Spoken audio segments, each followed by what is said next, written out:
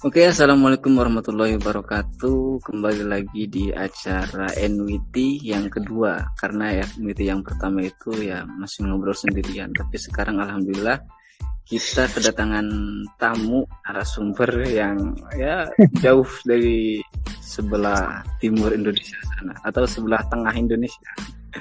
Karena ya, orang-orang yang di tengah-tengah itu memang kayaknya enak banget karena kan kata kaidah itu khairul umur awsatuha gitu kan. Cakep. Perkara-perkara yang terbaik itu adalah tengah-tengah. Yang tengah-tengah tuh emang enak ya. Enak kalau nggak diintip. Nah, kita ini sekarang ada di acara NBT dengan bintang tamu kita yang pertama yaitu Mas Pena, member dari Sadasnya Cirebon Raya, tapi beliau ini adalah orang Madura.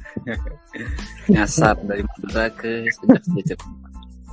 Oke, apa Mas? Sehat? Alhamdulillah sehat. Bang Udin gimana? Sehat? Alhamdulillah sehat. Sama-sama sehatnya. Gimana puasanya sampai sekarang? Alhamdulillah puasanya lancar-lancar sampai sekarang. Syukur alhamdulillah. Kegiatan kesibukannya apa sekarang? Untuk kegiatan atau kesibukan nggak ada sih, cuman ya seperti biasa. Seperti biasa. Kalau nggak tidur. Oke, tema kali ini mungkin masih karena ini bulan Ramadan dan masih awal-awal Ramadan ya, kita akan membahas beberapa hal yang menyangkut atau berkaitan dengan bulan Ramadan. By the way, tadi siang itu kan di sini di tempat aku itu kan ada kajian yang diadakan oleh pihak sekolah, dan kebetulan aku diundang untuk menghadiri. Ya aku cuma menghadiri doang gitu kan. Dan ada beberapa pertanyaan yang dilontarkan para siswa-siswi kepada guru-guru gitu kan.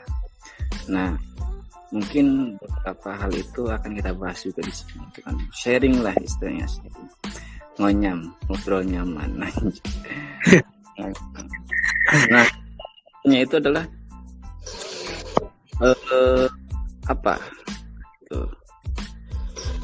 soal waktu puasa.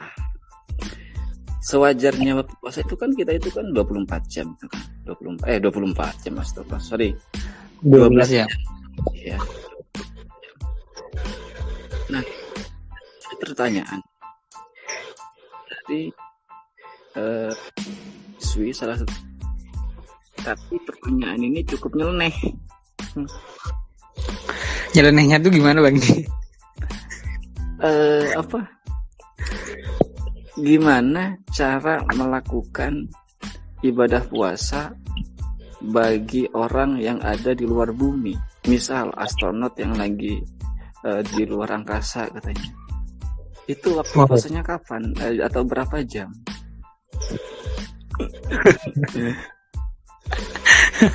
Ini pertanyaannya sangat membagongkan banget. Pertanyaannya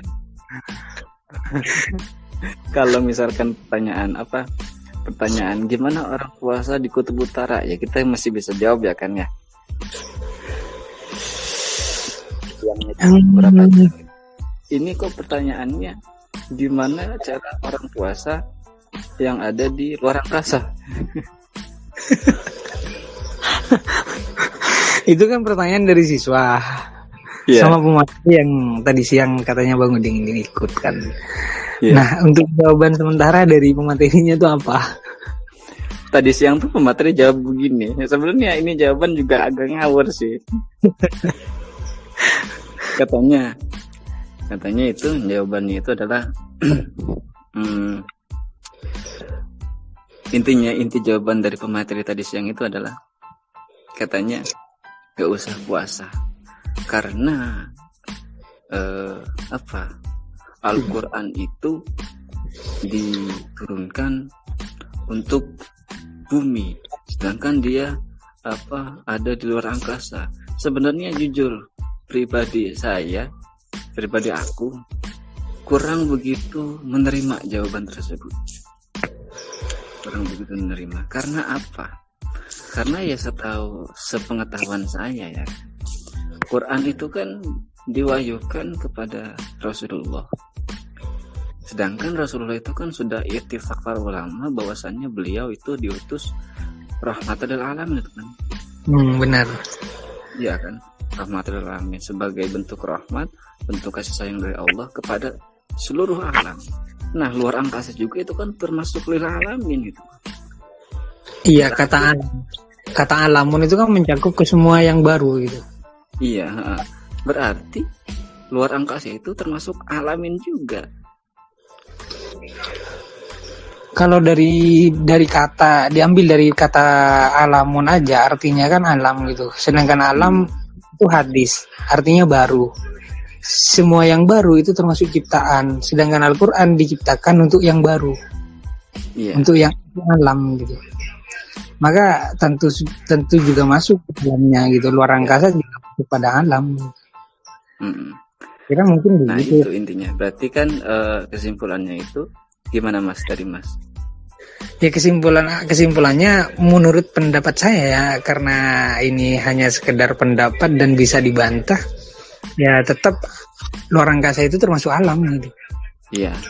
Untuk puasanya tetap wajib. Maka untuk puasanya kalau dibilang wajib tetap wajib gitu. Adapun masalah perjalanan dan semacamnya kan itu kan dalam puasa itu kan ada yang diperbolehkan berbuka puasa atau apa istilahnya ya kalau di sana Bang Din. Kalau menurut orang di sini tuh ngebatalin puasa gitu. Mokel apa? Oh, berarti masuknya ke bab musafir gitu ya? Nah, bisa saja musafir gitu. Bisa dimasukkan musafir kalau memang tidak mau berpuasa. Tapi yang ini masalahnya yang ditanyakan bagaimana kalau seandainya berpuasa, waktunya, waktu buka dan waktu mulai puasanya kapan gitu kan ya? Kan itu ya sebenarnya yang menjadi permasalahan. Iya. Berarti dari Mas juga belum bisa menyimpulkan ya untuk pelaksanaan waktu puasanya. Meskipun bisa dilarikan ke bab musafir yang boleh membatalkan puasa dan tetap wajib qada, tapi misalkan musafir itu tetap mau melaksanakan puasa, waktunya itu kayak gimana? Belum bisa menyimpulkan ya. Belum, mungkin ya gitu. Karena hanya kemungkinan dan ini podcastnya saja mendadak gitu. Saya tidak pernah sebelumnya belum mencari referensi yang memang tertuju kepada bab ini gitu. Iya benar. Ini dari sebuah kenapa mungkin Mas bertanya kenapa siswi itu mengajukan pertanyaan seperti itu, karena di awal pematerian tadi siang itu guru SMP itu ngasih kelonggaran untuk semua siswa, katanya silahkan persiapkan pertanyaan yang sebebas mungkin.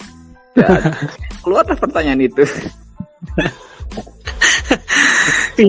Kalau gini Bang, kalau jawabannya aduh pusing juga kan kita.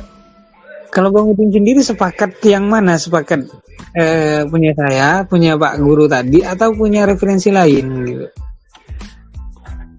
Kalau saya sih ya, saya pribadi, dan ini ya cuma pendapat saya pribadi dan pastinya bisa dibantah oleh siapa saja dengan referensi yang mungkin lebih kuat dan lebih jelas lagi. Kalau dari saya ya tetap wajib puasa dan bisa masuk bab musafir, tapi seandainya dia ingin tetap terus menjalankan puasa,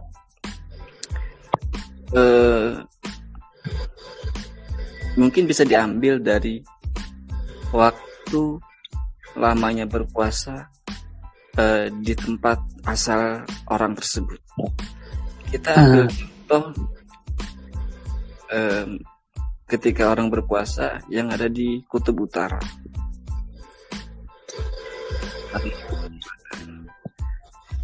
Contoh di Swiss gitu kan, yang utaranya Itu saya tuh pernah lihat permasalahannya itu dalam kitab Syarah Kasifatu Saja. Itu waktu puasa bagi orang-orang yang ada di kutub, yang waktu siangnya itu lebih singkat daripada di tempat-tempat lainnya. Katanya itu bisa dilarikan ke tempat yang bertetangga di daerah tersebut. Misal Kutub Utara itu tetanggaannya sama negara mana, dan negara itu biasanya menjalankan puasa selama berapa jam gitu. Nah, mungkin masalah para astronot yang berpuasa di luar angkasa itu bisa juga dilarikan ke arah dari mana tempat dia berasal. Misal dia itu asal dari Indonesia, ya berarti puasanya kurang lebih 12 jam. Ya mungkin ini masih sangat-sangat bisa dibantah ya, karena nggak ada ilmu tertentu untuk bisa memastikan hukumnya seperti itu. Dan yang menjadi permasalahan juga Bang Din, kalau itu kan untuk Bang Udin sendiri tadi kan memang mengetahui waktu masuknya siang dan waktu masuknya malam gitu. Sehingga orang itu tahu kapan mulainya berpuasa dan kapan harus berbuka gitu. Nah, yang jadi masalah baru itu kan oke, kita mau ambil referensi dari negara kita berasal gitu. Tapi ketika nyampe di astronot gitu, ketika nyampe di luar angkasa, kan kita nggak tahu apakah sekarang sudah malam, apa sudah siang. Nah, itu juga yang jadi pertanyaan sebenarnya. Apakah di keadaan di sana itu masih malam atau udah siang gitu kan? Buka puasanya kapan gitu kan? Terawihnya kapan misalkan gitu. Tapi kalau menurut saya pribadi juga untuk permasalahan itu mungkin ijtihadnya, menggunakan ijtihad. Artinya menggunakan apa? Ijtihad diri kita sendiri, ijtihad oleh kita sendiri. Misalkan kita sama halnya kita berada di dalam gua, yang nggak keluar sama sekali. Kan nggak tahu siang dan malam. Wah, ini siang apa malam, ini waktunya puasa apa enggak gitu. Maka yang dipakai itu perkiraan. Yang dipakai perkiraan. Oh, kira-kira keyakinannya sekarang sudah waktunya bulan siang misalkan. Maka saat itu juga dimulai waktu puasanya gitu. Nah, mungkin perkiraan ijtihad itu bisa diambil. Sekarang kan jam modern ya, udah ada jam. Mungkin ijtihad itu bisa diambil dari jam tangan yang kita pakai atau alat apapun lah yang menunjukkan waktu ketika dibawa ke luar angkasa sana gitu ya. Apa seperti itu? Iya, kalau alat pakai ijtihadnya itu adalah misalkan jam. Iya, kalau pakai jam Bang. Kalau nggak pakai jam? Iya. Berarti kesimpulannya itu sekarang tetap wajib puasa dan bisa dijalankan puasa di sana dengan ijtihad masing-masing. Seperti itu ya, Mas? Sebenarnya itu serba bingung Bang Din. Iya. Kalau dibawa ke ranah keislaman misalkan, yang mendapatkan taklif itu orang yang tahu kan. Yang kena taklif itu orang yang tahu, yang kena kewajiban itu orang yang tahu. Kalau orang yang nggak tahu kan nggak kena gitu. Iya. Tapi bisa saja sih orang yang di astronot nggak punya kewajiban berpuasa gitu. Kecuali itu pun kalau nggak tahu waktunya puasa gitu. Tapi kalau udah tahu misalkan bulan puasa berangkat ke astronot gitu, kira-kira berangkat ke astronot itu berapa tahun? Berapa hari misalkan? 3 hari. Berarti masa 3 hari sudah waktunya di atas di luar angkasa, kita masih dalam keadaan waktu berpuasa kan gitu, di bulan puasa. Maka menurut saya alangkah lebih baiknya tetap tadi pendapat saya yang pertama itu menggunakan ijtihad pribadi gitu. Iya, ijtihad pribadi. Keyakinan gitu. Kayaknya ini deh, kayaknya ini deh, karena sesuatu yang kita yakini ya pasti itu benar gitu, dihukumi kan. Sesuatu yang kita yakini itu dihukumi gitu, karena al yakin la yazilu bisak gitu. Masuk nih kaidah usul fikihnya nih.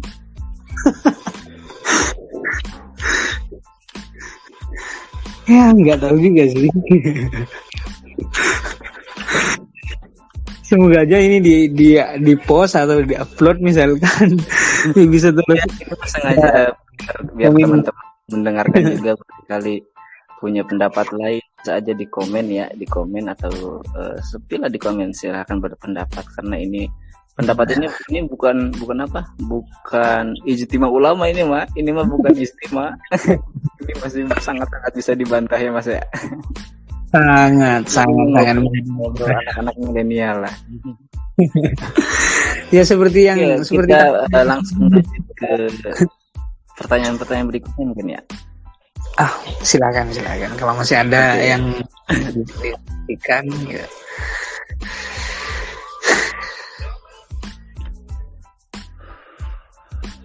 Sebenarnya pertanyaan ini sih agak sepele sebenarnya, tapi kadang ada beberapa kelompok atau beberapa orang yang berbeda pendapat tentang hal ini, yaitu dalam pelafalan niat puasa, Mas. Dalam pelafalan niat puasa, Mas sendiri termasuk golongan orang yang melafalkan niat puasa di lafaz Ramadan dibaca Ramadona atau Ramadoni? Itu perihal bacaan. Ini saya nanya dulu nih. Ini Mas biasanya pakai Ramadona atau Ramadoni? Kalau aku netral, bisa dua-duanya, Ramadona. Bisa dua-duanya. Oke. Tapi lebih sering yang mana? Ramadona. Oke, sama berarti ya. Kita sama nih. Kita sama.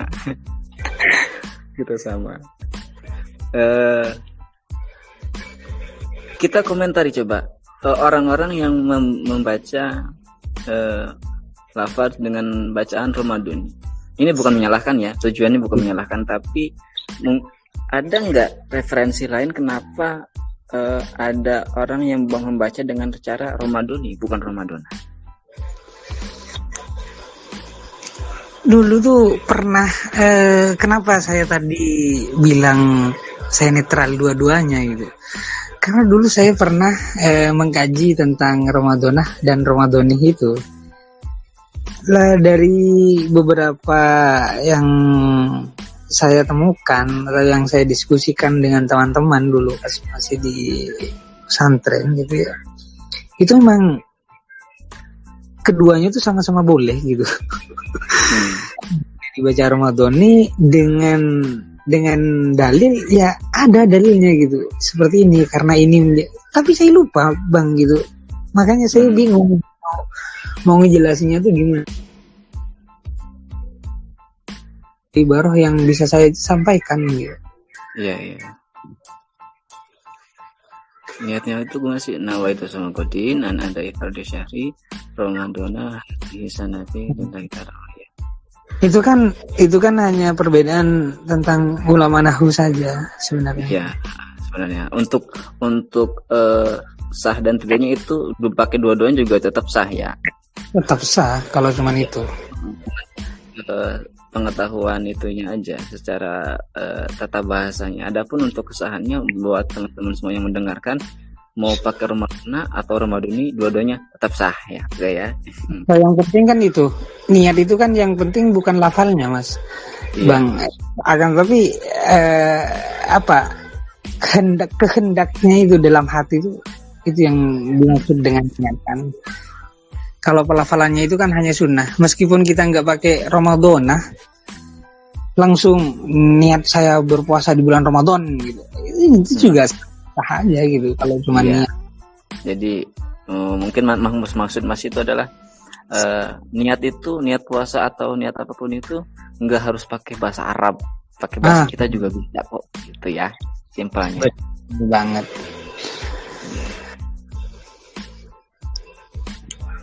Dan itu emang dari dulu tuh banyak yang mempermasalahkan itu Mas sebenarnya.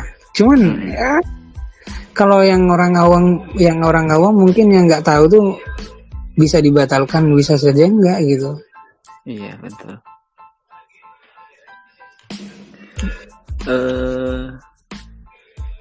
Tapi kalau misalkan dibaca Ramadhani itu menurut tata bahasa Arab itu kira-kira posisinya sebagai apa ya? Nawa itu aniat pasrah kaulu. So magading dengan bahasa magading apa salatku. Yang ada bisa magading ada dari fardu syahri. Atau masih berarti mudhofun ilaih? Kalau Ramadhana menjadi mudhof ilaih. Ramadhani mungkin. Ramadan iya itu sebenarnya mudhof Ramadhani. Sebenarnya itu sama-sama menjadi mudhof ilaih kan? Cuman bedanya itu ketika ada alnya maka boleh ketika ada alnya maka Syahrir Ramadhana gitu. Syahrir Ramadhani. Nah, itu sama an ada ifadhi syahri Ramadhana. Tidak ada alnya maka dibaca Ramadhana. Fardhi syahri Ramadhani itu bisa dibaca kasrah gitu. Karena iya saya paham. Mungkin bisa jadi yang dibaca Ramadhani itu karena lafaz Ramadan itu ketempelan alif lam begitu itu ya. Iya sehingga Ramadhana itu enggak ada alif lam seperti itu kurang lebihnya seperti itu ya.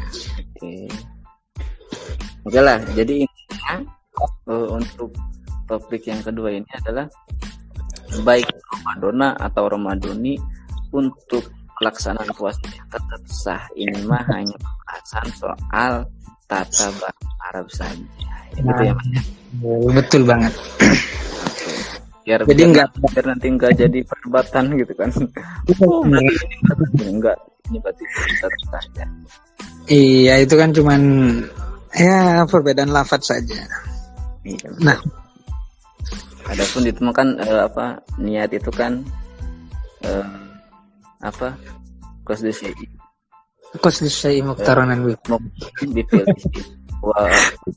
Tapi kalau al-qalbu gitu kan. Tapi kalau puasa kok enggak muqtaronan ya? Enggak, kalau puasa kan emang boleh enggak muqtaronan. Aduh, mungkin yang muqtaronan itu khusus yang kewajiban yang apa ya? Yang salat, wudu, adus. Oke, udah selesai mungkin ya dari topik yang kedua itu. Sekarang yang ketiga. Ngeri sedap. Ini ngeri sedap. Masalahnya perbahasannya agama semua. Ya ini kan temanya Ramadan. Temanya Ramadan. Biar ya anggaplah ini kajian dari Sajaknya Cirebon Raya. Bukan kajian, diskusi. Diskusi keagamaan dari Sajaknya Cirebon Raya.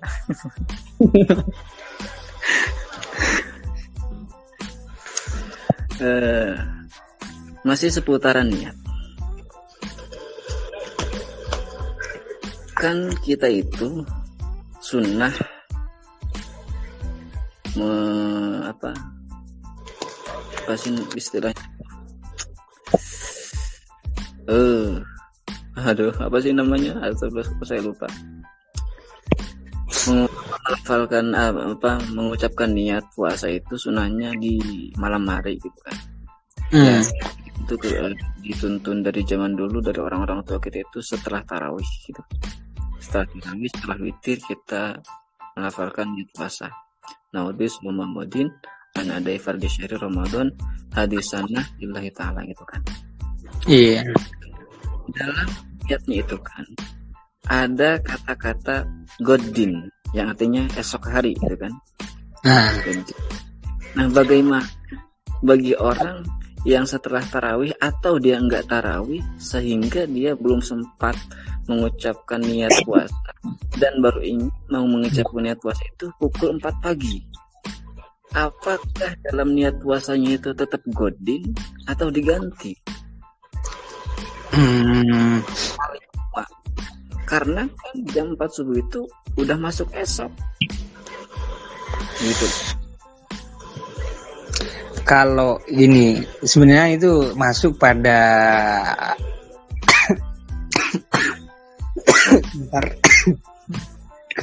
kalau kita bicara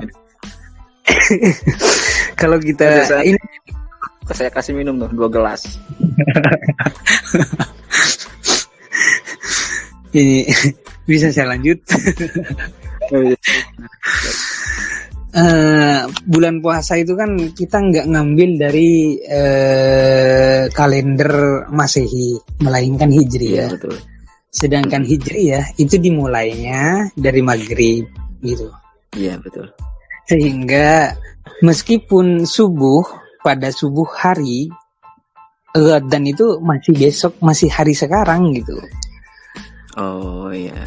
Kecuali kita menggunakan Masehi, maka pada saat 2 jam 12 ke belakang, jam 1 jam 2 itu godinnya sudah keesokan harinya lagi gitu. Kan kita pakainya itu kalender yang hijri ya. Masuk penanggalannya tanggal itu dimulai dari waktu maghrib sampai keesokan harinya maghrib lagi.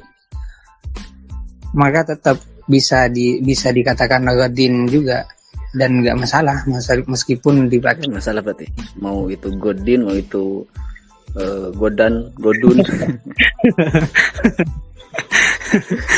Yang penting bukan lusa gitu. Harus ya.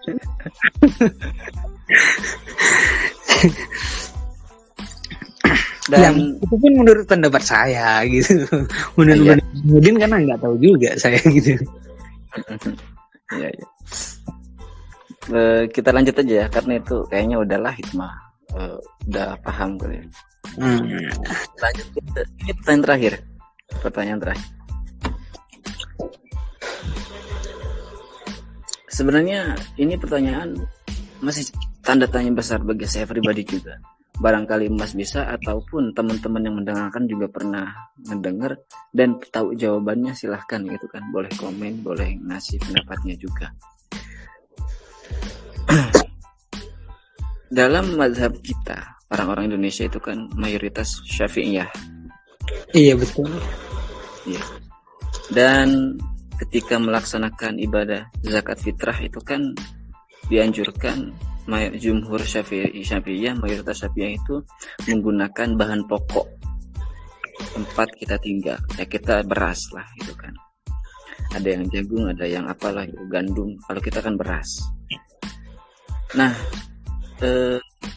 biasanya di kita itu ada orang-orang yang memang membayar zakat fitrah dengan cara taklid ke imam siapa Mas? Saya lupa. Kalau di Indonesia itu sebenarnya kalau Imam Syafi'i sendiri itu kan harus menggunakan bahan pokok gitu. Tapi pendapat Syafi'iyahnya gitu seperti Imam Rafi, Imam Romli dan semacamnya gitu. Itu bisa menggunakan selain bahan pokok, tapi disamakan dengan bahan pokok. Seperti apa? Mikdarnya itu disamakan. Misalkan kan kalau di Indonesia itu tidak menggunakan, di sini di Madura sendiri gitu. Saya kan asalnya di Madura kan gitu. Di Madura sendiri itu zakat fitrah itu menggunakan duit atau uang. Iya. Harus akadnya itu membeli beras. Oh iya, itu dipolitikin lagi gitu kan. Iya. Sebenarnya ini belum nyampe ke pertanyaan saya sih. Belum nyampe ke pertanyaan saya. Pertanyaannya itu adalah oke, tadi skip dulu ya Mas ya. Gitu. Siap. Pertanyaan itu adalah, gimana bayar zakat fitrah atau kifarat? Kifarat. Oh iya, saya lupa.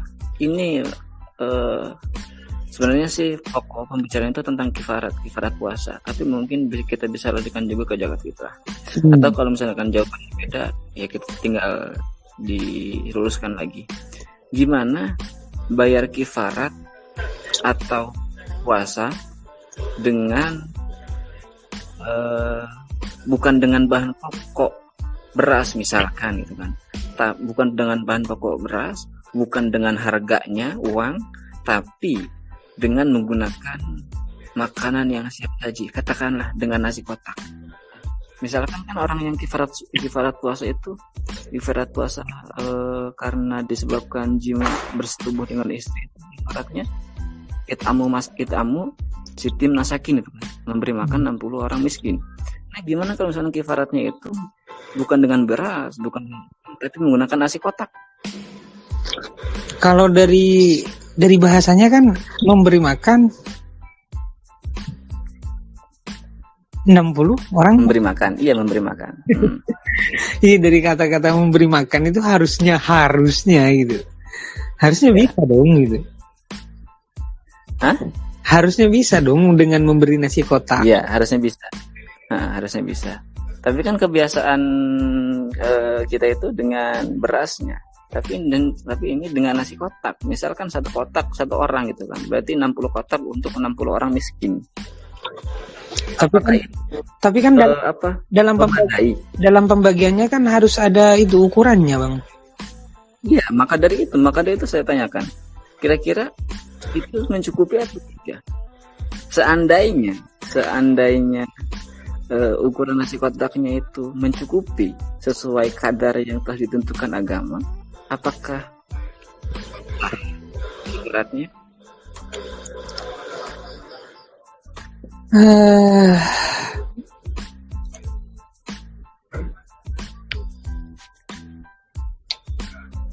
Gimana ya?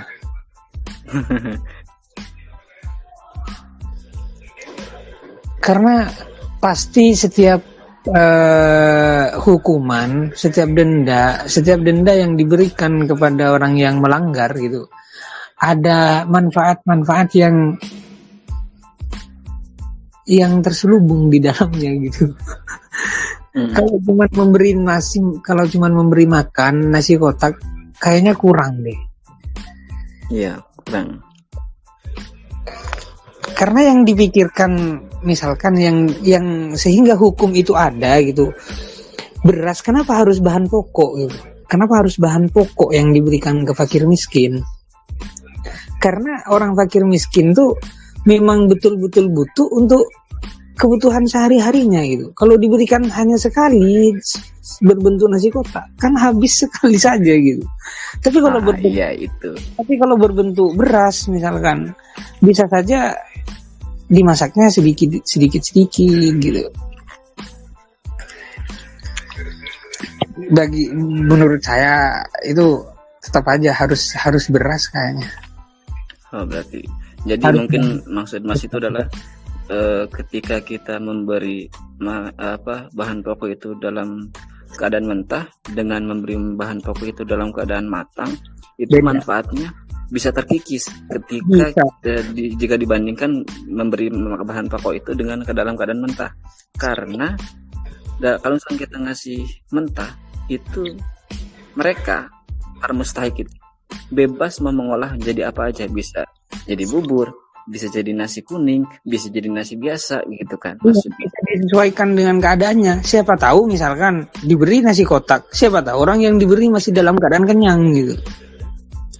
Okay. Kalau diberi beras biasa saja untuk nanti yang malam gitu. Kalau nasi di pagi nanti malam bisa-bisa busuk, bisa-bisa nggak bisa dimakan. Ya itu kan pendapat saya saja gitu. Iya betul. Ya intinya kalau misalkan dikasih nasi kotak itu kurang efisien manfaatnya gitu ya. Iya, emang kurang. Iya. Dan ketika dikaji dengan kebutuhan fakir miskin gitu, memang harusnya kita memberi berasnya saja gitu. Oke, berarti di hal ini kita sepakat. Ya, enggak tahu. Tapi ini bukan, sekali lagi ya buat teman-teman yang mungkin mendengarkan ini hanya sekedar sharing, sekedar berbagi pikiran, berbagi saling mengungkapkan keingintahuan kita bersama. Adapun ketika teman-teman mau ucapkan atau mengeluarkan pendapatnya, silahkan ya buat komen atau gimana. Perlu ini Bang Din diluruskan lagi. Ini cuman diskusi berdua saja gitu, tanpa ada takbir dari ibarah dari kitab-kitab terus lainnya gitu. Misal ini memang benar-benar salah bagi hukum, ya kita nggak tahu gitu. Kita hanya alangkah baiknya gini, kan gitu Bang Din. Kita tidak berpatokan sama kitab, sehingga tidak tahu betul mana hukum yang benar dan mana yang, misalkan ada ulama yang memperbolehkan, ya yang monggo nggak apa-apa gitu. Tapi alangkah lebih baiknya kalau dipikirkan kembali gitu, lebih baik mana nasi kotak sama beras gitu.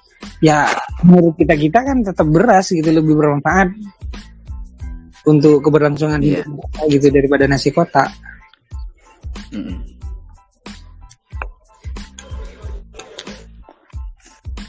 Jadi oke ya, segitu mungkin ya sesi sharing kali ini. Kurang lebihnya mohon maaf, tapi barangkali ada closing statement dari Mas Pena nih buat sesi yang kedua ini. Untuk closing statement sih sebenarnya nggak ada, cuman sama-sama berpesan aja, ini hanya diskusi biasa, yang tanpa berlandasan hukum, kitab dan semacamnya, hanya saja pemikiran kita secara pengetahuan kita saja gitu. Itu mungkin bisa dicatat oleh teman-teman, takut nanti fanatik, menurut ini aja disalahkan nanti di kolom komentar. Silakan di komen, silakan dijawab semua. Itu aja Bang. Oke, jadi buat teman-teman semuanya yang mendengarkan NWT ini, disclaimer sekali disclaimer, ini hanya sekedar sharing, ini hanya sekedar diskusi tanpa dilandasi hukum, tanpa dilandasi sumber-sumber yang layak, karena ini murni keresahan santri-santri milenial mungkin ya. Mungkin teman-teman di sini ada yang mendengarkan dari kalangan santri juga. Keresahan santri-santri milenial, keresahan pemuda-pemuda milenial, keresahan pemuda-pemudi hijrah milenial. Dan perlu diketahui lagi, ini diskusi bukan dipersiapkan dari jauh-jauh hari. Ini hanya agenda malam yang dari sebuah kegabutan, tapi kegabutan tersebut diisi dengan sesuatu yang bermanfaat dan semoga bermanfaat. Amin ya rabbal alamin. Oke, terima kasih ya Mas Pena jauh dari Madura. Ya memang ini acara dadakan banget, nggak ada persiapan sekali, nggak ada sama sekali persiapan apapun.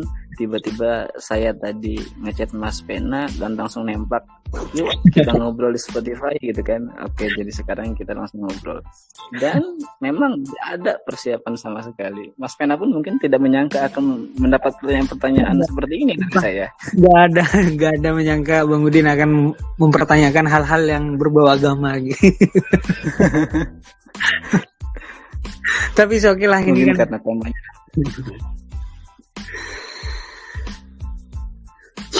Oke ya, buat teman-teman semua, terima kasih yang sudah meluangkan waktu mendengarkan diskusi kecil ini. Semoga bila memang ada salah, itu memang keluar dari diri kami berdua. Bila ada yang benar, itu datangnya dari Allah Subhanahu wa Ta'ala ya. Menyala bangku. Mungkin segitu aja ya Mas ya, pertemuan kali ini, pembicaraan kali ini ya. Siap Bang.